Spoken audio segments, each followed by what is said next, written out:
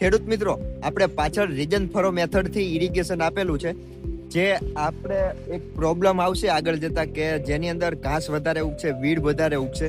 જો તમારી પાસે ડ્રીપ ઇરિગેશન હોય તો તેનો ઉપયોગ વધારે કરજો, જેની અંદરથી શાકભાજી એકદમ સારું થાય છે, ઉત્પાદન વધે છે, ઘાસ મારવાની દવા આપણે નાખવી નથી પડતી, તે ખર્ચો બચી જાય છે.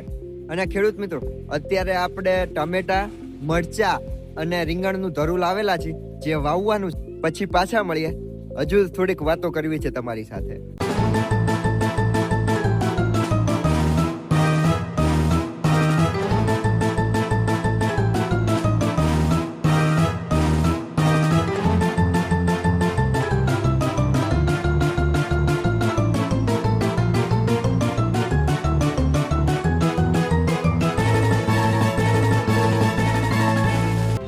ખેડૂત મિત્રો, આપણે પાછળ છે ને ટ્રાન્સપ્લાન્ટિંગ થઈ ગયું છે. હવે આપણે આની અંદર હળવું ઇરિગેશન આપવાનું છે. જો ફ્લડ ઇરિગેશન આપીએ તો ઇરિગેશન વધી જાય, જેનાથી પાકને ઉગવામાં મુશ્કેલી પડે. તેના માટે આપણે આ જુગાડ બનાવેલો છે. આ જે કેન છે તેને આગળથી મોટું કાઢી લીધું છે અને પાઇપની આગળ લગાડી દીધું છે, જેનાથી આપણે ઘડિયા વડિયા કેન ભરવાની જફા મારી નથી.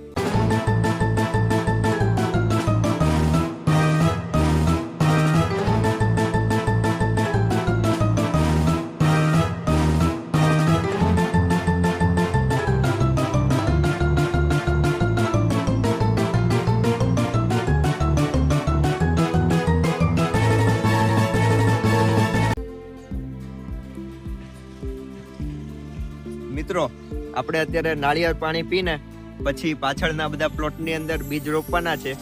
ગાજર, ચોળી, વટાણા, બીજું શું શું છે? મૂળા, બીટ, આ બધાના બીજ આપણે લાવેલા છે, તે આપણે રોપવાના છે. ચાલો પાછા રોપીને મળીએ.